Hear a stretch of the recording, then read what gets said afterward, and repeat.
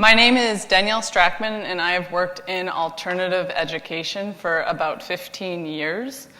My mission has been to enable young people to have choice in their world, and for me that starts at education. So when I was asked to speak on this panel, I'm still admittedly a bit nervous because of the topic of the body. I thought, what do I have to say about the body? But I figured something out. And it's the body of knowledge.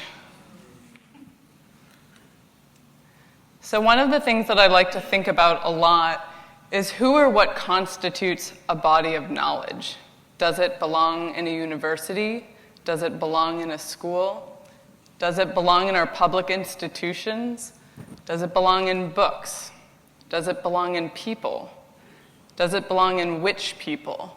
Does it belong in teachers? Does it belong in students, parents?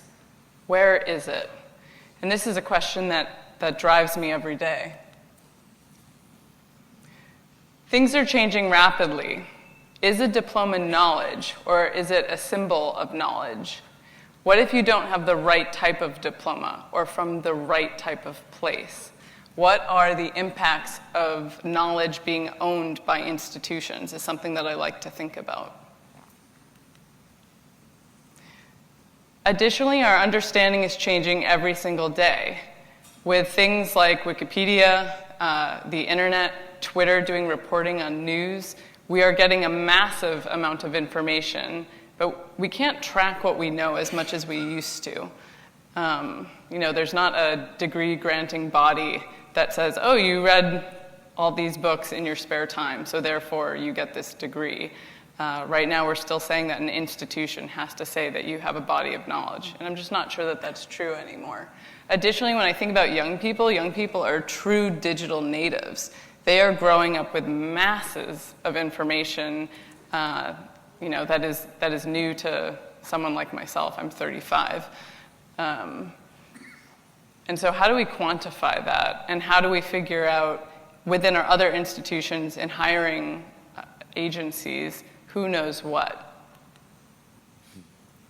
And that brings me to the last part of the question, is how do we share our knowledge going forward?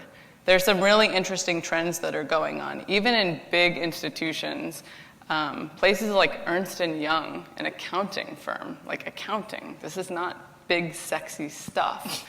They are changing the way that they are doing hiring. It used to be that they insisted on your school and your GPA as to get your foot in the door, and now they're doing their own assessments first, and that's the first take.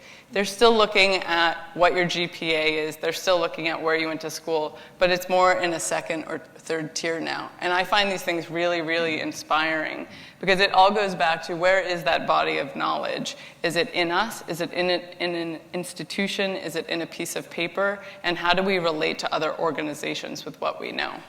So that's what I'd like us to think about.